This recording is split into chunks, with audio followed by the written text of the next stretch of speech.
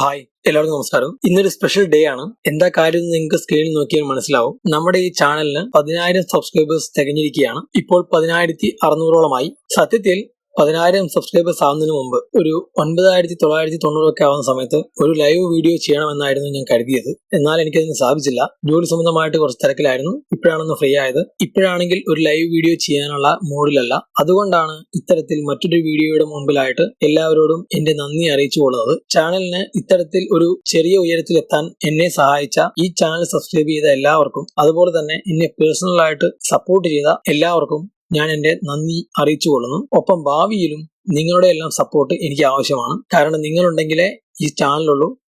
ഈ വീഡിയോ കാണുന്ന നിങ്ങളാണ് ഈ ചാനലിനെ മുന്നോട്ട് കൊണ്ടുപോകുന്നത്. ഞാൻ ഇവിടെ ഇരുന്ന് വീഡിയോ തയ്യാറാക്കുന്നു. നിങ്ങളുടെ ആഗ്രഹപ്രകാരമുള്ള വീഡിയോസ് ഞാൻ ഇവിടെ ഇരുന്ന് തയ്യാറാക്കുന്നു.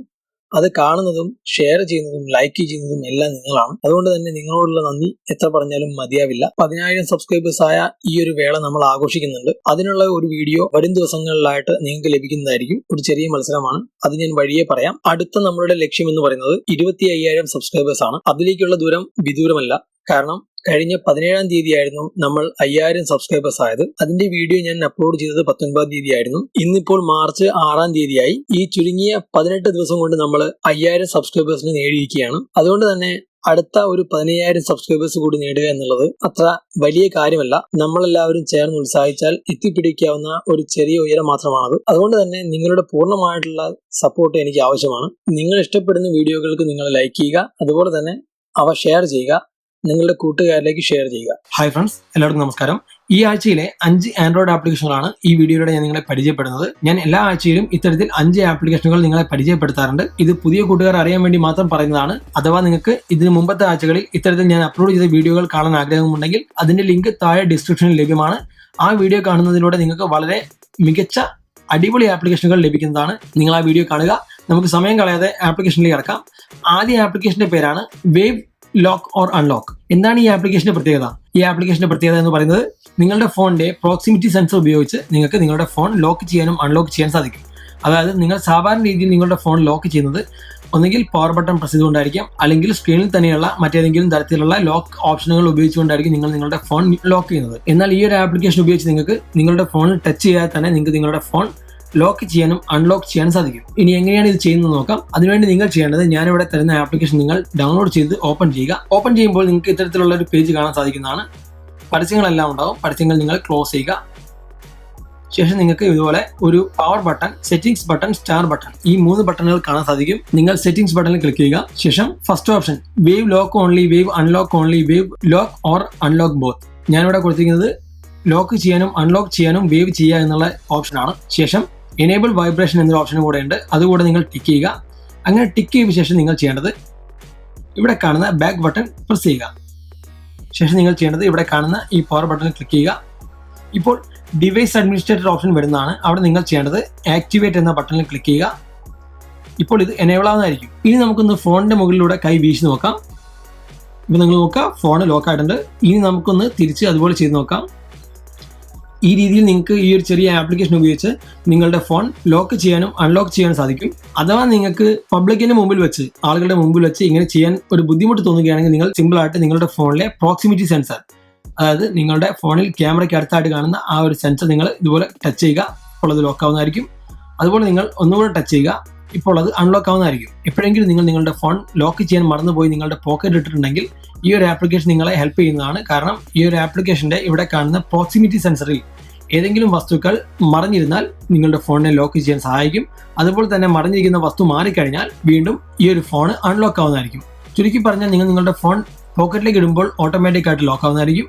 അതുപോലെ തന്നെ പോക്കറ്റിൽ നിന്നും എടുത്തു കഴിഞ്ഞാൽ ഇത് അൺലോക്ക് ആവുന്നതുമായിരിക്കും. കൂട്ടുകാർക്ക് ഈ ഒരു ആപ്ലിക്കേഷൻ ഇഷ്ടപ്പെട്ട് കാണുമെന്ന് വിശ്വസിക്കുന്നു. ഇനി നമുക്ക് അടുത്ത ആപ്ലിക്കേഷനിലേക്ക് കടക്കാം. അടുത്ത ആപ്ലിക്കേഷന്റെ പേരാണ് സീക്രട്ട് വീഡിയോ റെക്കോർഡർ അല്ലെങ്കിൽ ബാക്ക്ഗ്രൗണ്ട് വീഡിയോ റെക്കോർഡർ. ഈ ഒരു ആപ്ലിക്കേഷൻ ഉപയോഗിച്ച് നിങ്ങൾക്ക് മറ്റുള്ളവരെ അറിയാതെ നിങ്ങളുടെ ഫോണിന്റെ ക്യാമറ ഉപയോഗിച്ച് വീഡിയോകൾ ഷൂട്ട് ചെയ്യാൻ സാധിക്കുന്നതാണ്. അതുപോലെ തന്നെ നിങ്ങളുടെ ഫോണിന്റെ സ്ക്രീൻ ഓഫ് ആണെങ്കിലും ഈ ഒരു ആപ്ലിക്കേഷൻ ഉപയോഗിച്ച് നിങ്ങൾക്ക് വീഡിയോ ഷൂട്ട് ചെയ്യാൻ സാധിക്കും. നമുക്ക് ഈ ഒരു ആപ്ലിക്കേഷൻ ഓപ്പൺ ചെയ്യാം. ഈ ഒരു ആപ്ലിക്കേഷൻ ഓപ്പൺ ചെയ്യുമ്പോൾ നിങ്ങൾക്ക് ടേംസ് ആൻഡ് കണ്ടീഷൻ ആക്സെപ്റ്റ് ചെയ്യേണ്ടതായിട്ട് വരും.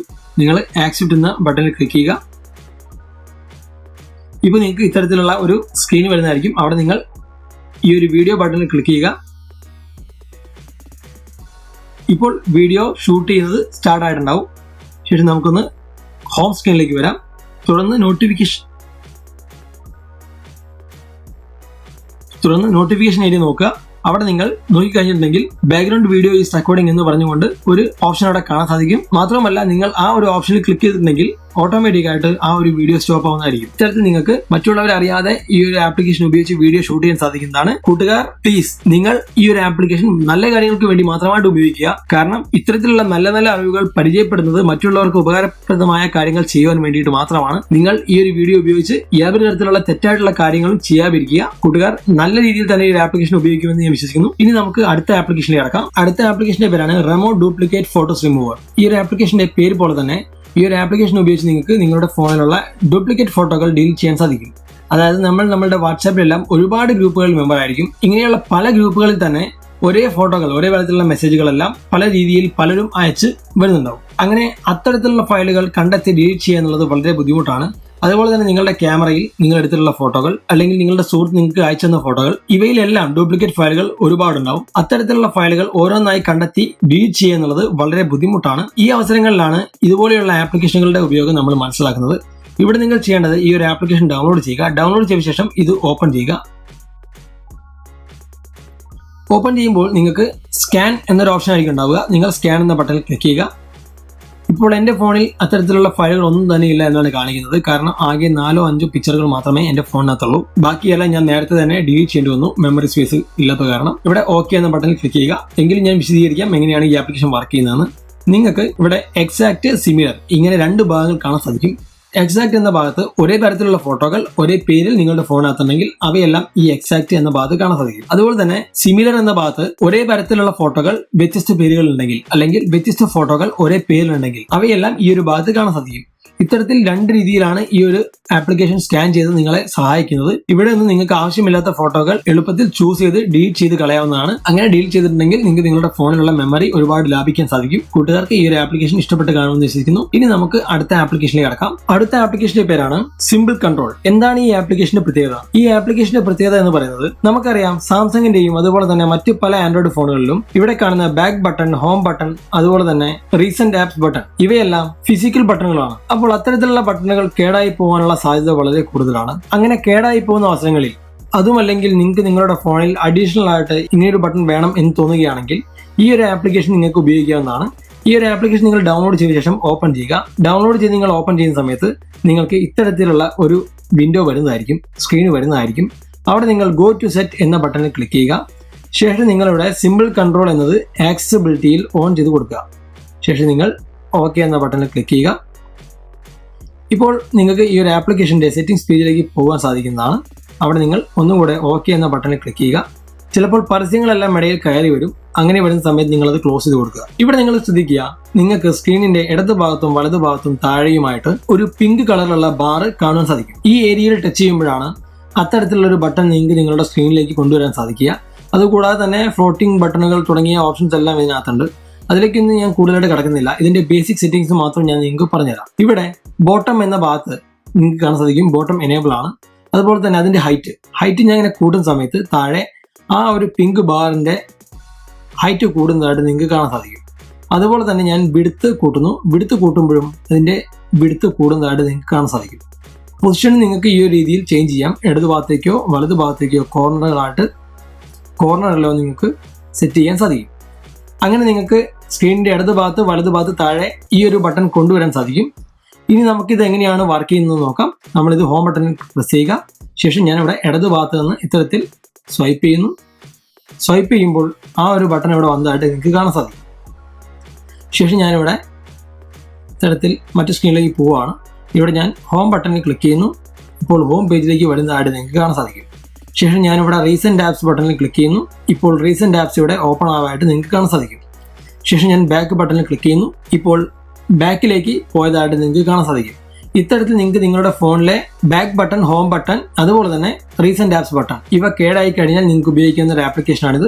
കേടായിട്ടില്ലെങ്കിൽ നിങ്ങൾക്ക് ഒരു അഡീഷണൽ ആയിട്ട് ഇത്തരത്തിലൊരു ബട്ടൺ നിങ്ങൾക്ക് വേണമെന്ന് തോന്നുകയാണെങ്കിൽ ഈ ഒരു ആപ്ലിക്കേഷൻ ഡൗൺലോഡ് ചെയ്ത് നിങ്ങൾക്ക് ഉപയോഗിക്കാൻ സാധിക്കുന്നതാണ്. ഇനി നമുക്ക് അടുത്ത ആപ്ലിക്കേഷനിലേക്ക് കടക്കാം. അടുത്ത ആപ്ലിക്കേഷന്റെ പേരാണ് ടോർച്ച്. ഈ ആപ്ലിക്കേഷൻ ഉപയോഗിക്കുന്നതിലൂടെ നിങ്ങൾക്ക് നിങ്ങളുടെ ഫോണിന്റെ വോളിയം ബട്ടൺ ഉപയോഗിച്ച് ടോർച്ച് എനേബിൾ ചെയ്യാവുന്നതാണ്. അതിനുവേണ്ടി നിങ്ങൾ ഈ ആപ്ലിക്കേഷൻ ഓപ്പൺ ചെയ്യുക.